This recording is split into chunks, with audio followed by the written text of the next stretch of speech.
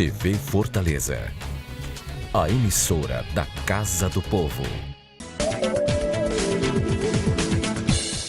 Procon Fortaleza oferece atendimento em pontos turísticos da capital durante as férias. O projeto Mediação Itinerante do Ministério Público do Ceará presta atendimento em Caucaia. Paciente que teve tratamento negado pela Unimed deve receber mais de R$55 mil de indenização. Conheça a previdência complementar da OAB Prev e a nossa agenda com os concursos jurídicos com inscrições abertas. Os principais destaques do judiciário brasileiro, agora aqui no programa Mundo Jurídico. O Departamento Municipal de Proteção e Defesa dos Direitos do Consumidor, Procon Fortaleza, iniciou a ação Férias Legal, com foco no consumidor turista que vai visitar a capital durante este período de férias. Os serviços também são disponibilizados para consumidores residentes aqui em Fortaleza. Consumidores poderão abrir reclamação e tirar dúvidas sobre as normas do Código de Defesa do Consumidor. O atendimento segue até o dia 27 de janeiro, com locais com grande circulação de turistas, Mercado Central, Centro Cultural Dragão do Mar, Feirinha de Artesanato da Avenida Beira Mar e ainda também no Mercado dos Pinhões. As atividades do projeto Mediação Itinerante do programa Núcleos de Mediação Comunitária do Ministério Público do Estado do Ceará realiza nesse mês de janeiro atendimentos no município de Caucaia, na região metropolitana de Fortaleza, sempre às segundas-feiras, quintas e sextas-feiras, das 9 às 11h30, ao lado do 23º Distrito Policial, Avenida C, 87, no conjunto Nova Metrópole. As ações tiveram início no dia 4 de janeiro. O ônibus da mediação itinerante cumpre a agenda nos dias 11 e 12, finalizando as atividades em Caucaia somente no dia 29 de janeiro.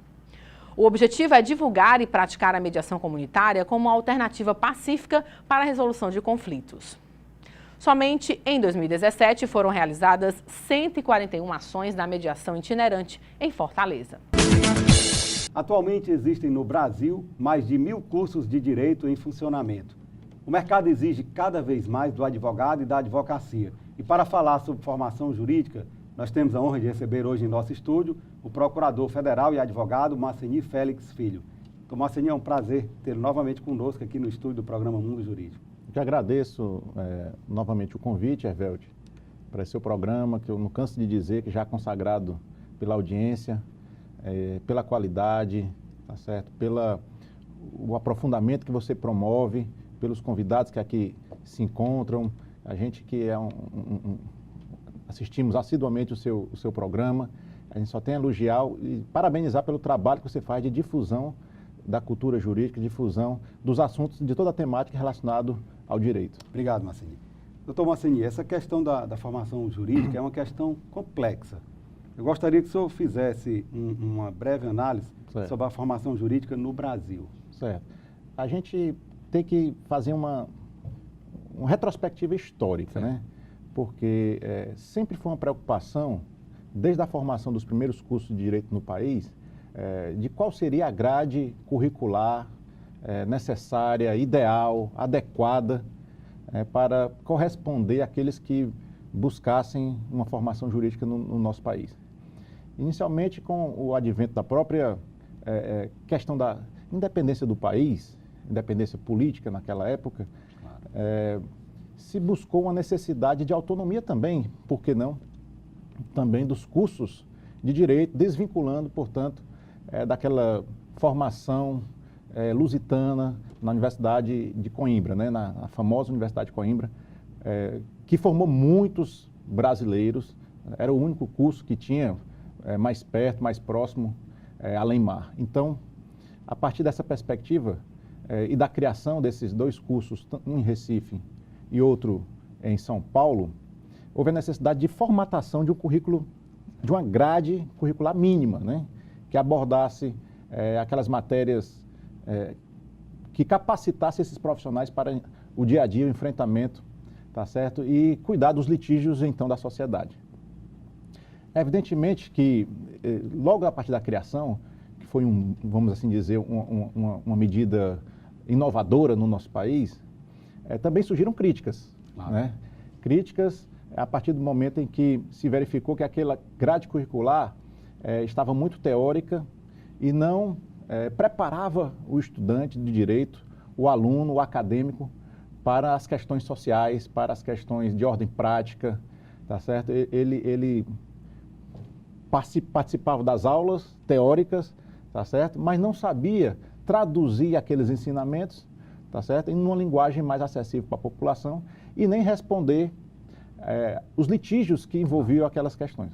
Não conseguia traduzir para a utilização daquilo no dia a dia. No dia a dia. Então, sempre foi essa a grande dificuldade, o chamado distanciamento da sala de aula para a vida, ou seja, dos bancos escolares para a sociedade.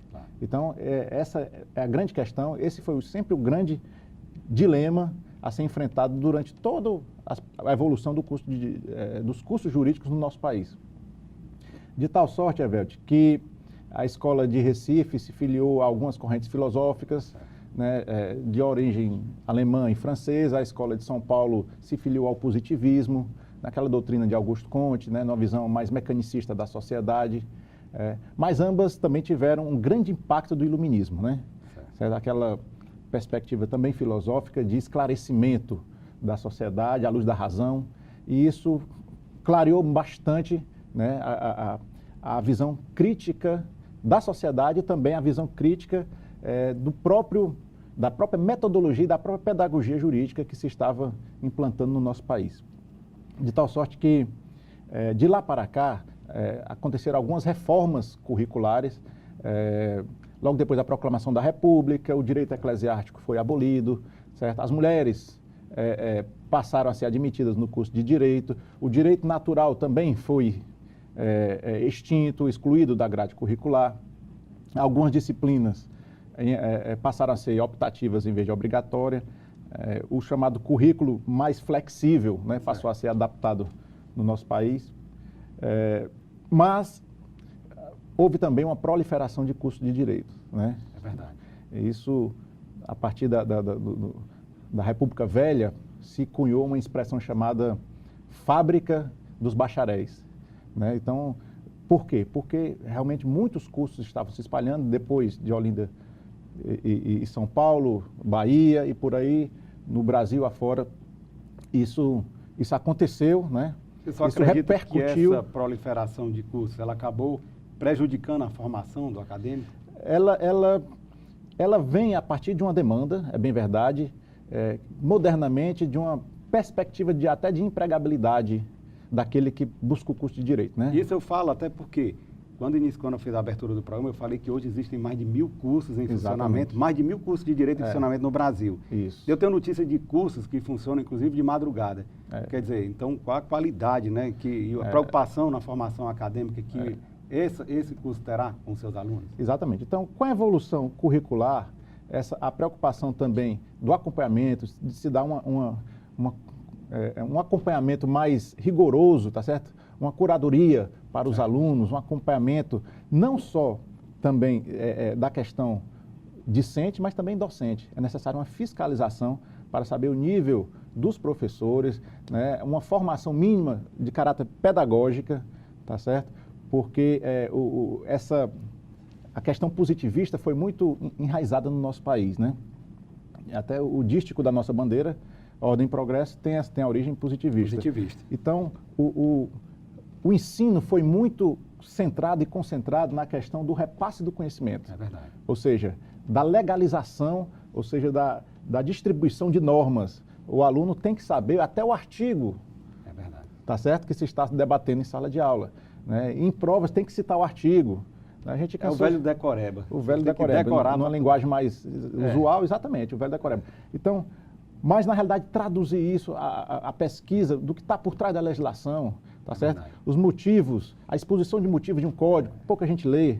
Tá certo? O que levou aquela legislação a ser produzida. O espírito da lei. O espírito da legislação, a sua aplicabilidade, a sua hermenêutica, a sua interpretação, uma exegese atualizada, finalística, teleológica, buscando efetivamente resolver esses dilemas da sociedade. Então, como eu disse, isso, para fazer esse breve escoço histórico, desde a criação dos cursos de direito até os dias atuais, uma grande crítica que se faz é exatamente o distanciamento entre os bancos acadêmicos e a sociedade. Daí, algumas faculdades, com muita razão, estão investindo na questão de escritórios modelos, na questão da pesquisa, né, na pesquisa jurídica. Algumas monografias, né, de formação de curso já estão adotando temas do cotidiano da sociedade e não apenas temas teoréticos distantes, portanto, da sociedade. Então, essa proliferação, ela atende, de certa forma, a uma demanda, ela, de certa forma, é justificável por termos um país altamente litigioso, né? Um país litigioso, ele aumenta também as suas demandas, né? A Constituição de 88, que ampliou também e possibilitou demandas reprimidas de serem judicializadas pelo princípio da inafastabilidade do Poder Judiciário, da jurisdição. Então, toda essa questão fomentou isso aí, mas a gente precisa realmente acompanhar a formação discente, acompanhar a formação docente, tá certo? E a questão da grade curricular ser, mais uma vez, por que não, adaptada, reformulada, tá certo? Contemplando novas disciplinas, tá certo? Acompanhando a evolução, inclusive tecnológica, né? do que está por acontecer, a questão do processo digital, do direito eletrônico, né? Algumas faculdades já trazem como obrigatório, outras como optativa, mas é uma realidade que se impõe, que a gente precisa também... Ninguém pode fugir dessa realidade. Estudar, criticar, mas ficar por dentro dessa fenomenologia toda jurídica. Com certeza. Doutor Moceni, essa questão da formação jurídica inadequada, ela tem refletido diretamente na questão do exame de ordem. Certo. Hoje, Brasil afora, há um grande número de reprovados no exame de ordem. Qual a análise que o senhor faz desse índice de reprovação tão elevado? Eu gostaria que o senhor falasse logo após um breve intervalo.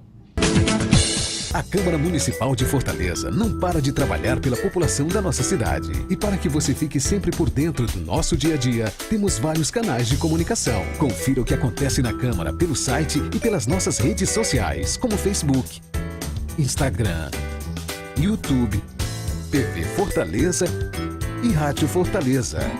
Acesse, comente, assista, participe. A casa é sua também. Câmara e você, juntos construindo uma Fortaleza melhor. Nós voltamos a entrevistar o procurador federal e advogado Moceni Félix Filho. Então, Moceni, a pergunta que ficou no ar no bloco anterior foi por que um número tão elevado hoje, Brasil afora, de reprovação no exame de ordem? Veja só, o exame de ordem ele termina sendo mais uma etapa que vai aferir a qualidade, né, do ensino, a qualidade do estudo, né, a qualidade do estudante, né, apesar do que o Ministério da Educação tem o chamado ENAD, né, que é o exame de desempenho daquele estudante que é concluinte das graduações. Né? E quando uma faculdade recebe uma nota inadequada, o MEC envia uma comissão, faz avaliação, anota pontos, indica sugestões, né, para que a faculdade faça as adaptações e, numa segunda visita, analisar a contingência ou não daquele curso. Né? Então, isso precisa ser feito. Houve um tempo recente que o Ministério da Educação, ele inclusive suspendeu a criação de novos cursos de direito. Né? A própria Ordem dos Advogados do Brasil tem selos, né, de recomendação, né, de curso do direito, porque não basta apenas o exame de ordem ser tido ou compreendido como um fator limitador. É necessário, o mais importante talvez fosse realmente, desde os bancos da faculdade, do primeiro dia da faculdade, o estudante se sentir verdadeiramente um aprendiz de um jurista, de um futuro jurista. Né? E naturalmente... Ele já entrar com essa visão. Com essa visão. E naturalmente ele seria aprovado no exame de ordem. Mas hoje se tem uma visão muito pragmática do curso de Direito. Ou seja, desde o primeiro dia de sala de aula se pensa no exame de ordem. Né? Pela dificuldade do exame, a gente não pode fugir da realidade, né? O exame realmente ele é apresentado, é colocado, há muitas críticas com relação à metodologia do exame de ordem, tá certo? Alguns falam naquelas chamadas pegadinhas, né? Para que o aluno realmente seja reprovado. Mas, por outro lado, a gente não pode esquecer também da qualidade daquilo que nós estamos falando durante essa entrevista, da qualidade do próprio ensino e também da dedicação do próprio estudante. Nessa questão da formação, qual deve ser o papel da OAB, da Ordem dos Advogados do Brasil, e também do MEC? Pronto, a Ordem dos Advogados do Brasil, ela tem uma comissão de ensino jurídico. Né? Essa comissão existe a nível estadual e nacional e ela tem como um dos papéis, né, relevantes funções, exatamente o acompanhamento, essa aproximação com os cursos de direito, com as coordenações, inclusive com centros acadêmicos, certo? Para acompanhar como é que está sendo desenvolvido, desempenhado o cumprimento curricular, tá certo? E exatamente as comissões, elas apresentam esses resultados, devem apresentar resultados para a entidade e a entidade ser uma interlocução, um caminho institucional de interlocução junto ao Ministério da Educação, apresentando o seu diagnóstico, né, em relação aos cursos que existem, aqueles que merecem continuar e aqueles que, por uma contingência, precisam, quando não fechar, pelo menos não ampliar mais o número de vagas ofertadas para o curso de Direito. Então, é uma missão muito grande, a Ordem dos Advogados tem essa responsabilidade e precisa cada vez mais ampliar essa sua função, porque isso reflete diretamente na sociedade, né? Claro. A sociedade receber centenas de profissionais a cada semestre, né? E ela não absorve totalmente todos esses profissionais, a gente vai encontrar bacharéis, né? Ou mesmo advogados, muitas vezes desempenhando outras atividades, indo para o comércio, tá certo? Porque não são acolhidos pelo, vamos assim dizer, mercado de trabalho. Uma questão polêmica que a gente tem acompanhado, que a gente tem percebido, é que há uma grande dissociação entre a teoria e a prática. Isso. Ou seja, boa parte desses recém-egressos aí dos bancos da faculdade, eles têm muita dificuldade de se inserir no mercado de trabalho, porque praticamente não tem, zero de prática. Isso. Essa é uma deficiência dentro das faculdades, dentro dos cursos de Direito? Eu tenho observado que as faculdades têm procurado suprir essa deficiência, né? Com os núcleos, com os escritórios modelos, tá certo?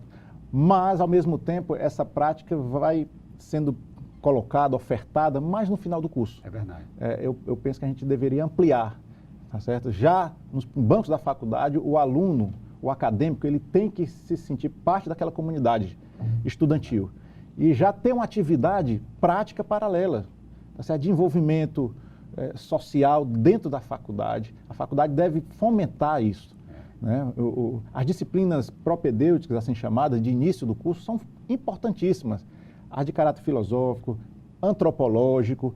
O aluno tem que entender e compreender a sociedade para a qual ele vai interpretar a legislação. O senhor tocou um ponto importante, de que essa prática ela é feita somente no final do curso. Isso. Quando o aluno está preocupado, muito mais preocupado com o TCC, com o trabalho de conclusão do curso. Exatamente. Ele acaba não tendo uma boa prática, né? Ele termina desviando a atenção, né, que deveria ser focada para o seu trabalho de conclusão de curso, para a sua monografia, enfim, e fica dividindo essa preocupação com a presença, tá certo? Com a nota, com a aprovação das cadeiras de natureza prática, né? Tudo isso precisa ser melhorado, precisa de maior atenção, né? Como eu disse, a sociedade ela recebe esses profissionais e não consegue responder à altura, dando oportunidade para que eles se enquadrem no mercado de trabalho cada vez mais cruel, um mercado de trabalho cada vez mais delicado, mais excludente, né, com o advento aí dos chamados até robôs na advocacia e no mundo jurídico, e isso tem preocupado bastante, né? E vários escritórios no Brasil já têm adotado, sobretudo para a chamada demanda de massa ou causas repetitivas, esse aplicativo, essa nova ferramenta, essa chamada LawTech, é uma ferramenta para a questão legal, para a questão jurídica, e é necessário que o profissional, ele não que ele vá se render a isso, mas ele que tem que compreender essa nova realidade, para a partir daí decidir qual o caminho que ele deve trilhar na sua vida profissional, né? Tomaceni, o senhor faz parte da Academia Brasileira de Cultura Jurídica. Isso. Qual a importância da academia na formação jurídica? E eu gostaria também que o senhor ressaltasse aqui, em breves linhas, quais foram as principais iniciativas, ações desenvolvidas pela Academia Brasileira de Cultura Jurídica ao longo de 2017. Pronto. Hervélte, é importante essa sua pergunta, porque uma academia, uma instituição de natureza cultural, ela tem como missão efetiva, além do congraçamento entre seus membros, também fomentar a produção de obras literárias, tá certo? Colaborar e dar o seu contributo com eventos local, regional e nacional de natureza jurídica. É isso que nós temos feito, né? Apoiando o lançamento de livros, simpósios, seminários, painéis dos mais diversos temas durante todo esse ano de 2017. E aí nós coroamos nosso trabalho no ano de 2017, a que me referi, com a criação de uma comenda da Academia, a medalha Teixeira de Freitas. Ótimo. que foi o primeiro jurista que iniciou uma compilação das normas das leis civis no país. Ele, vamos assim dizer, iniciou todo um trabalho que posteriormente foi elaborado, concluído com muita justiça por Cláudio Bevilacqua. Então, um dos maiores juristas, chamado Jurista das Américas, Teixeira de Freitas, ele será o nome dessa comenda que será outorgada anualmente para 2 juristas, um de caráter local e um de caráter nacional. Então, nós fazemos essa compreensão do papel da nossa academia, fomentando a cultura jurídica, e temos uma missão muito grande de 2018, que é aproximar a academia também das academias de formação, que são as faculdades, os cursos de Direito. Ótimo. Doutor Marceni, infelizmente nós estamos chegando ao final da nossa entrevista. O programa Mundo Jurídico agradece a sua participação e as informações aqui prestadas e abre agora espaço para as suas considerações finais. Eu renovo meus agradecimentos e lembro muito agora, nessas nossas últimas palavras, de uma frase de Paulo Freire que diz: sem educação, a sociedade não é transformada plenamente, mas também ela não é, sem o papel fundamental da educação, a sociedade não consegue alcançar um passo além do que ela está atualmente. Então, é uma realidade que precisa ser cada vez mais investida, não só pelos poderes públicos, mas por essas instituições também sem fins lucrativos. Obrigado. Ivelise Maia. A Previdência Complementar fechada no Brasil vem crescendo a cada ano. O brasileiro percebeu que é preciso pensar no futuro, fazer economia hoje para ter qualidade de vida amanhã. Na prática, os planos de previdência complementar funcionam como uma poupança. É um investimento de longo prazo e uma forma de investir bem flexível e transparente, em que você pode acompanhar através de extratos a rentabilidade de seus investimentos.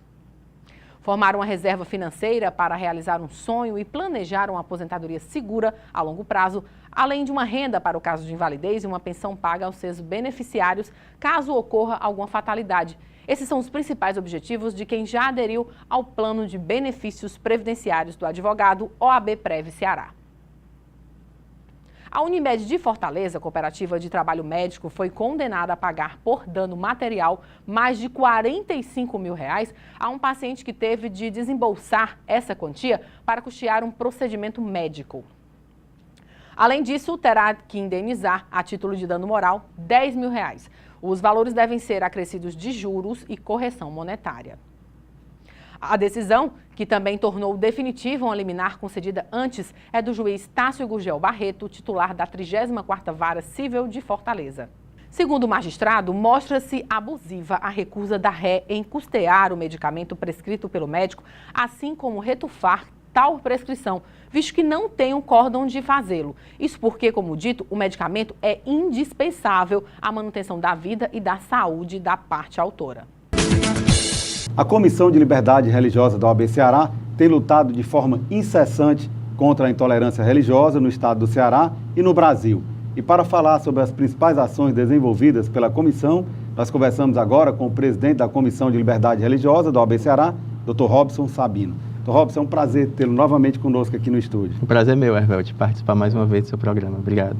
Inicialmente, eu gostaria que o senhor desse aí uma boa nova para os nossos telespectadores, é de que a comissão está apresentando um projeto de lei, ou, na verdade, vai encaminhar um projeto de lei para que algum vereador aqui da capital assuma, criando o Dia Municipal de Defesa da Promoção da Liberdade Religiosa, não é verdade? Isso, a gente já tem debatido o assunto sobre e a importância com alguns vereadores, e é importante que se desenvolvam ações positivas de combate à intolerância e principalmente de promoção da liberdade religiosa. Então, em estudos a gente definiu que um dia que seria muito bom para que fosse, e um dia que trata de algo positivo que aconteceu, foi o dia 24 de fevereiro, que foi a promulgação da primeira Constituição, da Constituição de 1891. Na verdade, foi a primeira Constituição que separou a Igreja do Estado e que o Estado brasileiro passou a ser visto como um Estado laico.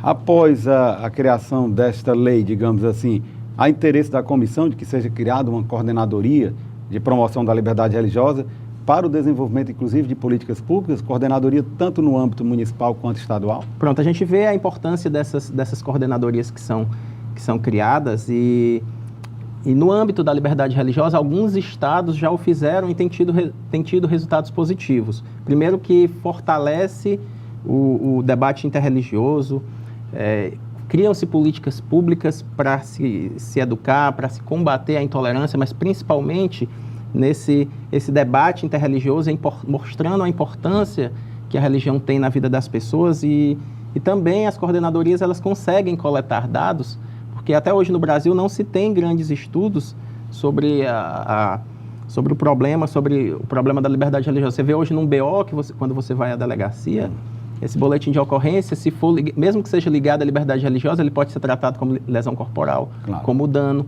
Então, você não tem como ter números concretos para mapear a intolerância, saber se realmente são casos pontuais ou se a intolerância ela tem crescido. Mas o senhor tem alguns números de denúncias relacionadas à intolerância religiosa no país? Pronto, no país o que a gente tem são números que são coletados pelo Disque 100, da Secretaria de Direitos Humanos da Presidência da República, e que de 2011 até 2014 foram 543 denúncias. De 2011 a 2014? Então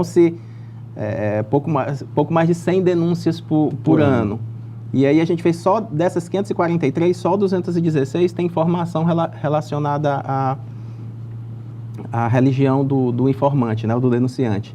Então a gente vê que mesmo, apesar desse pequeno número serve de parâmetro para a gente ver que 35% das denúncias são relacionadas a pessoas que manifestam interesse pelo candomblé, tem 27% de evangélicos, 12% de espíritas, 10% de católicos. Então, isso significa que a intolerância, às vezes, mesmo a religião majoritária, que é a religião católica, em determinados momentos, os membros podem sofrer algum tipo de intolerância.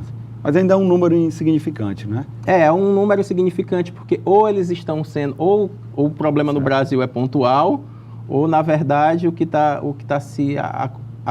ocorre é que não existe um estudo científico que possa realmente mapear o problema da intolerância no Brasil.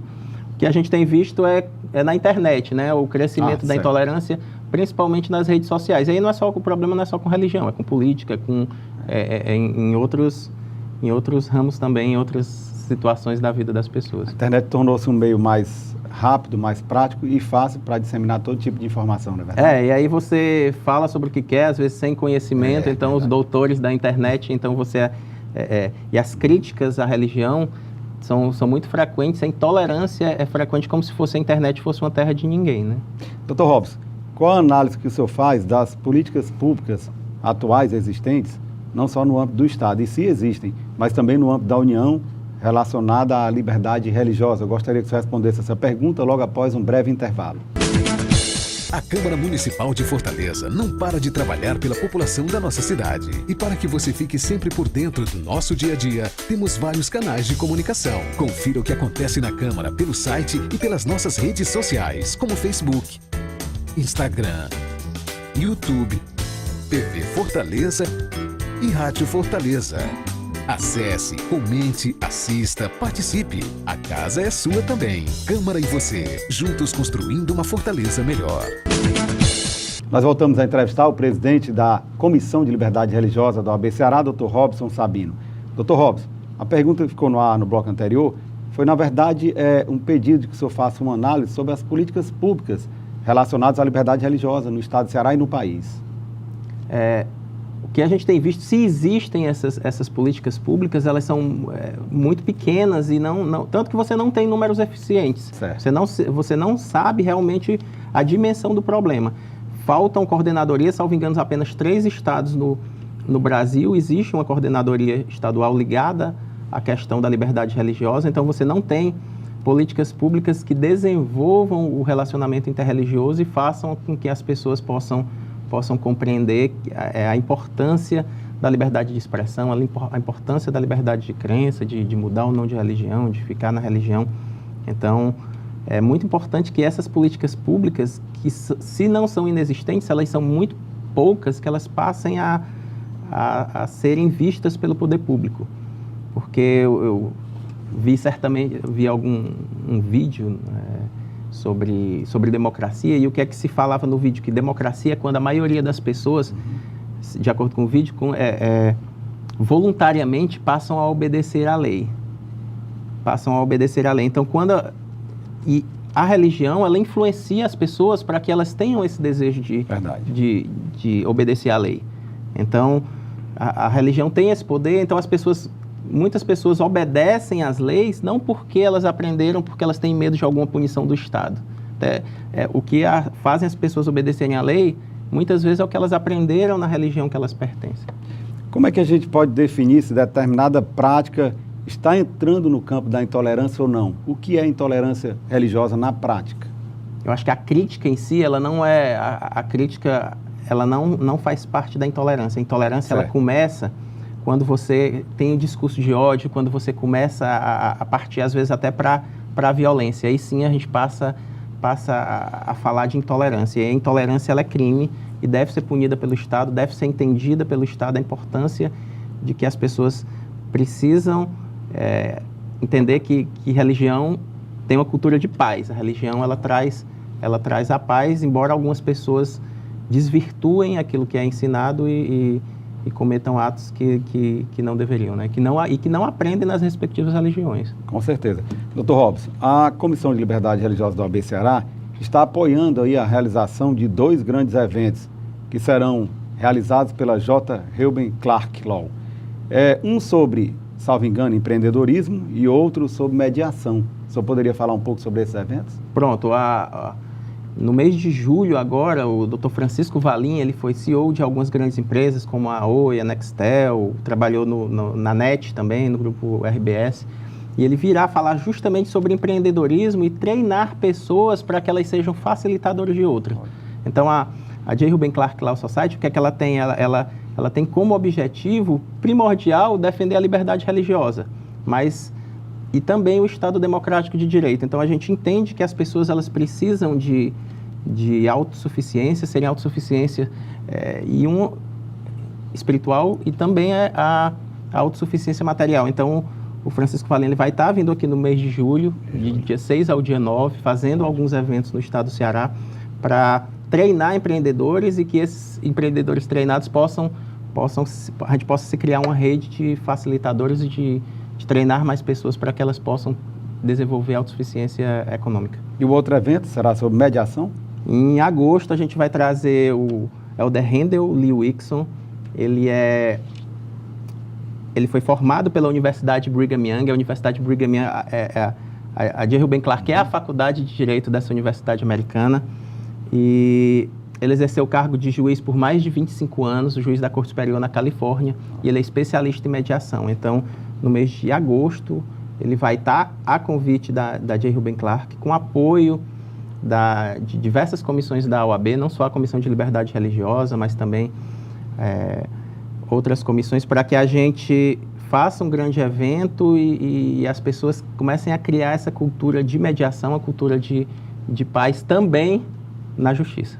Como devem proceder os interessados em participar destes eventos? Eles já estão com inscrições abertas? Pronto, a gente vai estar começando a divulgar durante o mês de junho agora, tanto o evento de julho quanto o evento de agosto, e vai disponibilizar nas redes sociais. As pessoas podem acessar por meio da página no Facebook, da J. Reuben Clark Law Society. A gente vai estar com maiores informações e os interessados vão poder participar. Nenhum desses eventos vai ter custo para os interessados, vão ser eventos gratuitos, e a gente espera que as pessoas possam entender sobre empreendedorismo e aprender um pouco mais também sobre mediação. Dr. Robson, a Comissão de Liberdade Religiosa da OAB Ceará, ela realmente tem desempenhado um papel importantíssimo e incansável no combate à intolerância religiosa no estado do Ceará e também no Brasil. O senhor poderia fazer aqui uma espécie de balanço das principais ações desenvolvidas pela comissão ao longo deste ano? Pronto, um dos objetivos da comissão é fazer com que ela se torne conhecida, para que as pessoas possam, e os líderes religiosos possam, em qualquer dificuldade que eles tenham com relação à liberdade religiosa, qualquer problema de intolerância, eles tenham um contato, eles tenham como entrar em contato com a comissão. Então, uma das coisas que a gente está promovendo também é o envio de ofícios, para tornar a comissão conhecida dos líderes religiosos, dos padres, dos pastores, dos pais de santo, então, enfim, de todos os líderes religiosos, para que eles saibam onde procurar ajuda. Por enquanto, a gente não tem um local, talvez, no poder público, e aí a OAB vai exercer esse papel de coletar esses dados e de auxiliar para que para que as pessoas possam realmente terem o direito de exercer a sua religião com liberdade. Dr. Robson, infelizmente nós estamos chegando ao final da entrevista. O programa Mundo Jurídico agradece a sua participação e parabeniza aqui de antemão a Comissão de Liberdade Religiosa da OAB Ceará pelo brilhante trabalho que vem desenvolvendo em prol da concretização de um direito fundamental, que é a liberdade religiosa, e abre agora espaço para suas considerações finais. Então, a liberdade religiosa e a liberdade, ela é um dos direitos inalienáveis do ser humano. Não se vive sem liberdade. Você não consegue, por mais que o Estado tente, ele não consegue fazer ou dominar o pensamento das pessoas. Então, é importante que a gente tenha e continue desenvolvendo a liberdade religiosa, a liberdade de expressão no Brasil, que nós possamos ser um país que consegue conviver com as diferenças e que cada um possa viver a sua vida sem interferir na vida dos demais. Obrigado. Ivelise Maia. Nesta semana, 20 egressos do sistema penitenciário começaram a plantar sementes de empreendedorismo e capacitação. Eles estão participando do curso de jardinagem promovido pela Secretaria da Justiça e Cidadania por meio da Coordenação de Inclusão Social do Preso e do Egresso.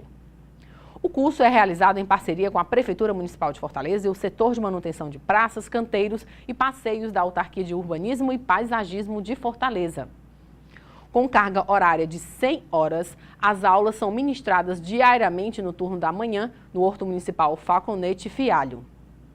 No curso, os alunos aprendem noções gerais sobre o meio ambiente, manuseio correto de sementes, capinagem e limpeza e cultivo de ervas medicinais, além de outras orientações ligadas ao ramo. O treinamento dá direito a um certificado e tem uma duração de 25 dias. Na parte prática, os alunos vão plantar mudas em canteiros de grandes avenidas aqui da cidade. Desde o início, em 2015, o curso já formou 45 jardineiros. E vamos agora conferir as dicas dos principais concursos jurídicos com inscrições abertas em todo o Brasil na nossa agenda. Acompanhe. Ministério Público do Espírito Santo, inscrições até 16 de fevereiro. Procuradoria-Geral do Estado do Espírito Santo, inscrições até 31 de janeiro. Tribunal de Justiça do Espírito Santo, inscrições até 2 de março. Tribunal de Justiça de Alagoas, inscrições até 15 de fevereiro. E a gente fica por aqui. Acesse a página do programa no Facebook, Instagram e assista todos os programas no nosso canal no YouTube. Obrigada pela companhia e até a próxima semana.